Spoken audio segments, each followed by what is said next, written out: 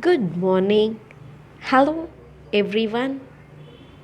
Hope everybody is fine. And today we are going to continue the new poem, Unit 3 Lineage. Okay, come, let's move on.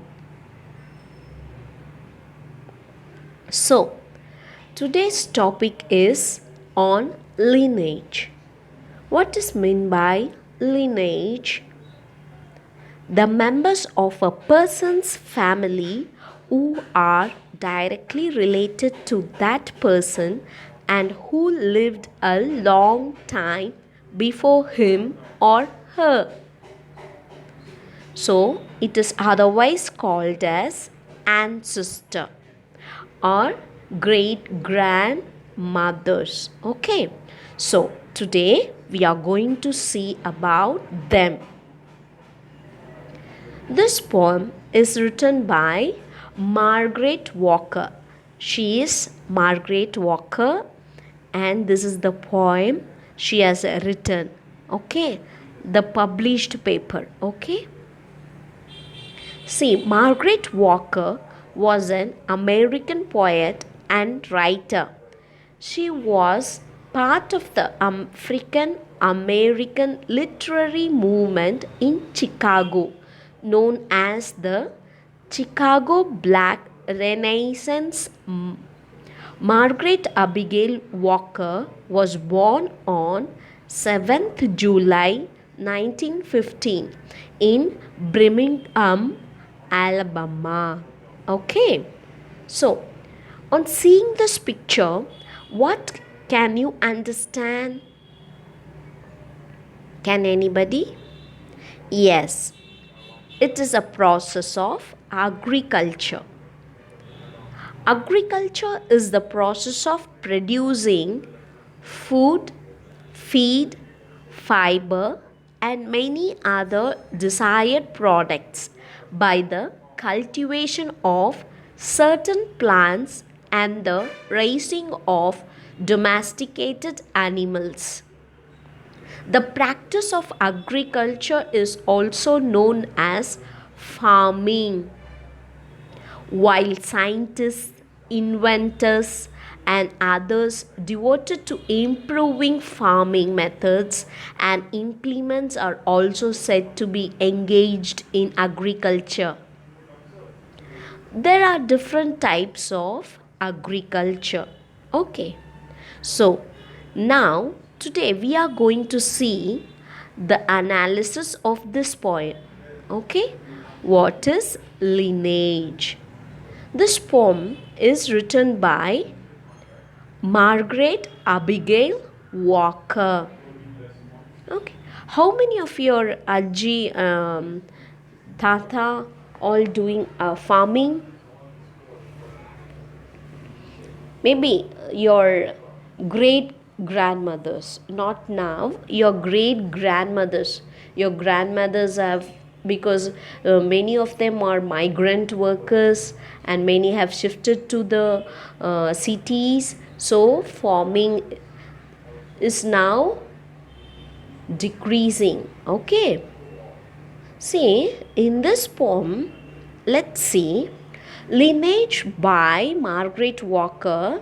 This poem is 2 stanza, 12-line poem that is not structured by any patterned rhyme scheme. Okay.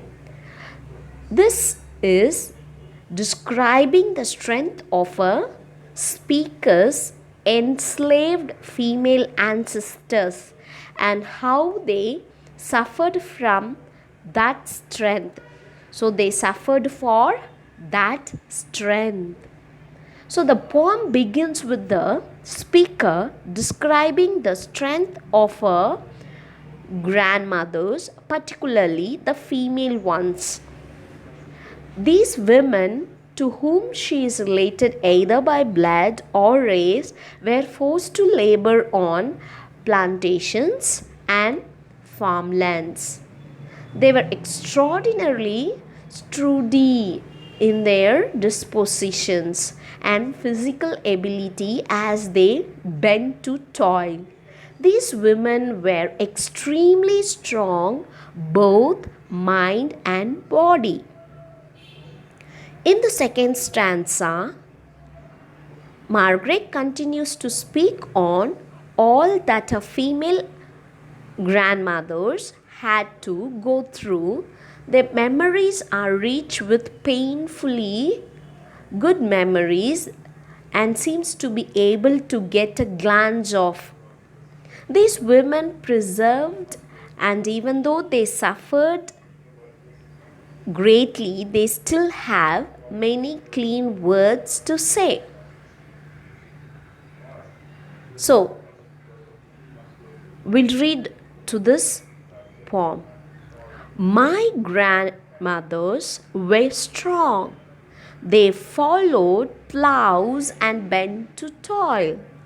They moved through fields sowing seed.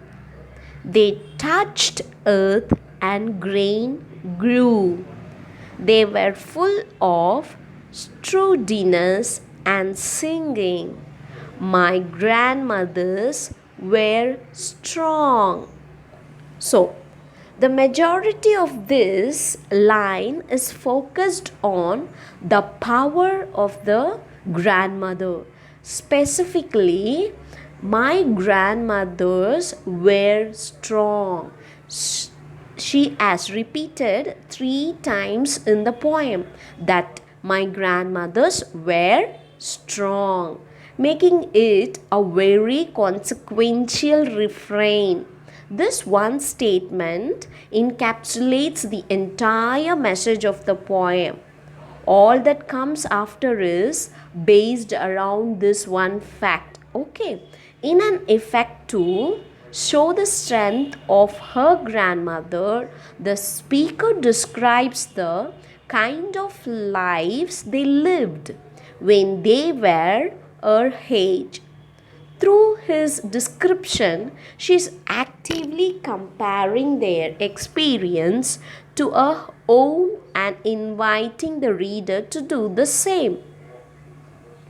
When they were her age, these women followed behind plows in the fields and bent to the laborious task they were forced to.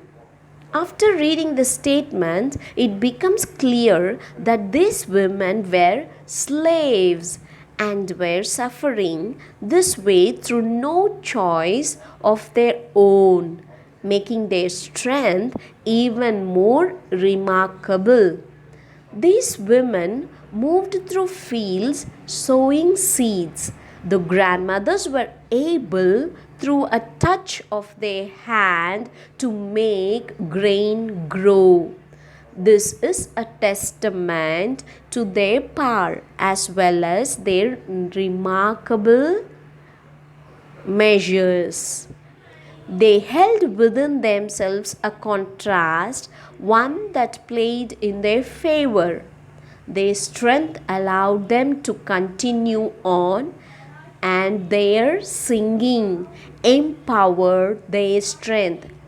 They were, the speaker repeats, strong. Moving on to the second paragraph, my grandmothers are full of memories, smelling of soap and onions and wet clay, with veins rolling roughly over quick hands. They have many clean words to say. My grandmothers were strong. Why am I not as they? See, when the speaker thinks on her grandmothers, she thinks them as being full of memories. They lived lives that must have, she thinks, imprinted vivid image on their consciousness. She can see some of these past actions playing out and is even able to experience a bit of what they did. She can smell the soap and the onion in the kitchen and can Feel the wet clay that covers a grandmother's hand as they work in the fields and gardens. In the last lines of the poem, the speaker makes a point to say that even though these women suffered, they still had many clean words to say. Their lives were not ruined or destroyed, but what they suffered it has become part of them and increased their strength. With one more repetition of the refrain, the speaker concludes the poem by saying that her grandmothers were strong, but she is not. She wonders aloud why she does not have the same strongness, same strength, and will to live how they did. So, these women who suffered so much have more than a speaker does. Okay, so do you understand this? Plow. The meaning of plow, it's a large tool used by farmers to turn over the soil before planting crops. PLOW is North American spelling. That's what it is written in the original poem. Okay. Here they have changed PLOUGH. Strudiness, strength, quick, busy. I hope you all understand. Just a recap of this poem. The majority of this piece is focused on her grandmother, how powerful she is. Even though she is forced to work in the fields, she is very strong. This strong, she emphasized this word, my grandmothers were strong. Okay, so she concludes that why am I not strong now? Even though she is forced to work in the fields, their willpower, their strength, why am I not having now? That is the question concluding this poem. Okay, and today's hard words: plows, sowing, earth, sturdiness, strong, grandmother, memories, vain, smelling, roughly. Okay, today's homework. First one, what kind of life did the poet's grandmother lead? This poet's grandmother led a active life. Okay, write 3 sentences on plowing. What do you know about plowing? Ask your parents or your grandparents and kindly write this. Draw a village, compare the past and the present. Okay, now when your great grandmothers were living, how was the village, and now how you are seeing your own village? Compare this both and draw. Okay, you can color it, and even if you want to explain few things, you can write on that. Okay children, thank you. Meet in the another lesson. Thank you.